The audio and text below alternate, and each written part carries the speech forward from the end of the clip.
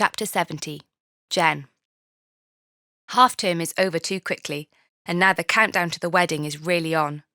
Aunt Chevy approved of all the hymn choices and then suggested that some of the choir from Zion Hill could sing. The trouble was they all wanted to come. "How about we hire a coach?" she suggests, speaking mainly to Katie as the chief wedding planner. "I'm on it," Katie says. She's been home most weekends to help with wedding stuff and also to see Aunt Chevy. She's turning into my PA, opening invitation RSVPs and logging everything on spreadsheets. She's got a Michael streak too. "Your department has all accepted," she informs me, which means that Judy, Liz and Jeff are coming. The Whitlock contingent is growing. Now you just need to confirm the hen-do guest list. This has been tricky. I looked at all the women coming to the wedding and then narrowed it down, mainly by age, but I wasn't sure what to do about Rachel, Michael's sister. "Why don't you invite her along with a friend?" Katie suggests. "Okay, I consider this. Her friend Sally is the one who's helping with the car. I'll see if they want to come." "Is there anyone we've missed?" Katie asks. "What about Christina?" I ask. "She was very involved with the proposal. I don't know her that well, but I'd like to make the effort, you know?" "Sure," Katie agrees. "Do you need me to do anything?" I ask. "Not at all," Katie says firmly. "You just need to be there. Everything is taken care of." That's what I'm afraid of. The day arrives, grey and blustery. I had hoped for a lie-in, but Katie's too excited and bursts into my room with breakfast and Bucks Fizz on a tray. "Happy Hen Day!" "You are way too hyper already," I groan, heaving myself into a sitting position.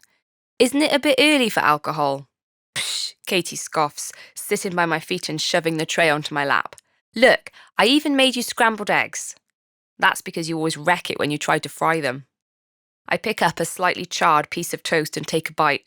This must be how our mum felt every Mother's Day when we presented her with breakfast in bed and she had to pretend to like it. "Steph will be here soon to pick us up," she tells me.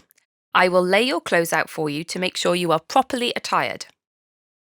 I scoop up some egg with my fork and watch as Katie pulls out a pair of joggers from my drawer. "Are we doing some kind of sport?" I ask suspiciously. "Trust me, you'll love it," Katie says. When Steph beeps her car horn outside, Katie rushes around trying to find our wellies. "Where is the other one gone?" she stresses. "It's just underneath," I say, retrieving it. "You only had to lift a few things up." We're wearing hoodies and raincoats, and we dash out to Steph's car with a mild drizzle against our faces. "I hope we're not wading through a river or something," I say.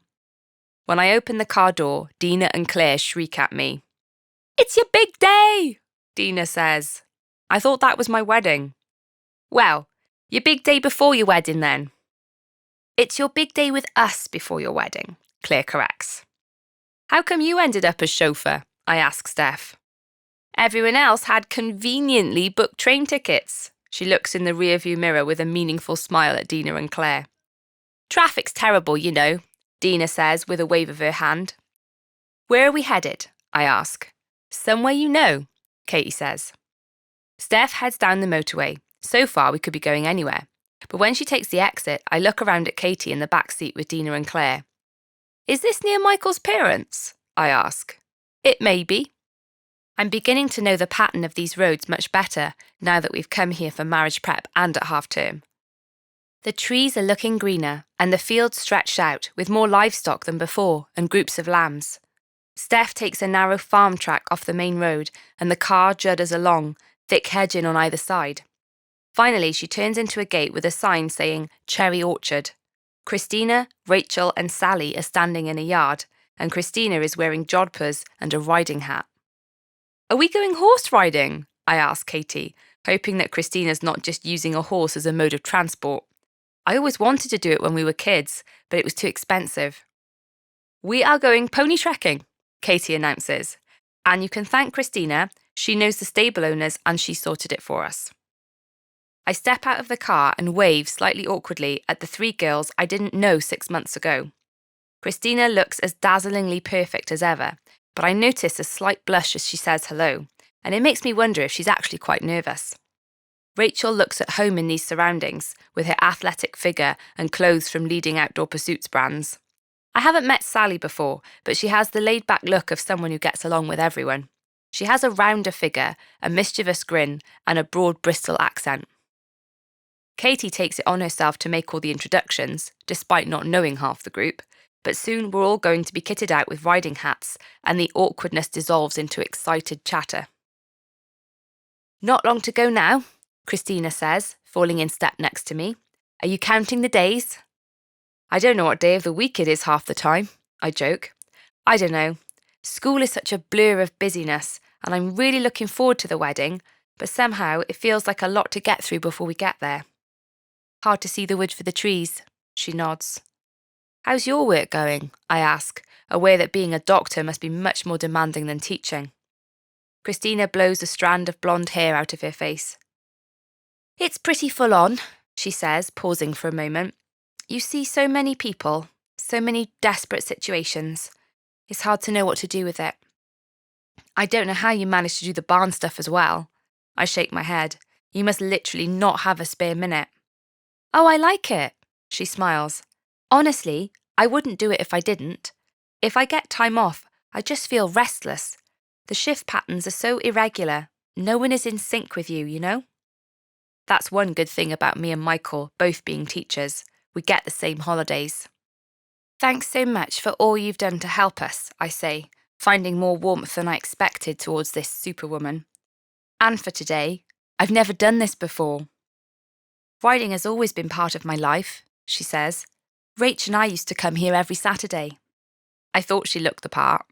I glance across at Rachel and smile. We form a motley crew. Christina and Rachel are clearly experienced riders. Katie is confident around horses, but isn't a rider. Dina and Claire have done it once or twice before. Steph is good at all sports, and Sally is clearly not at all sporty. Rachel has to help her up onto the pony, and Sally gives a loud shriek and grabs the saddle, half slumped over it. Nice view, Rachel jokes, as Sally's backside looms by her face. She pushes her so that Sally can sit upright on the pony, and her hand lingers on Sally's thigh in a familiar way. It's just a moment and then it's gone, but it's suddenly clear to me. They are more than just friends. I remember Rachel crying, speaking on the phone, saying she couldn't tell them. I'm willing to bet that Michael has no idea. I don't want to predict what Ezra will do or say when he finds out. It will be Armageddon.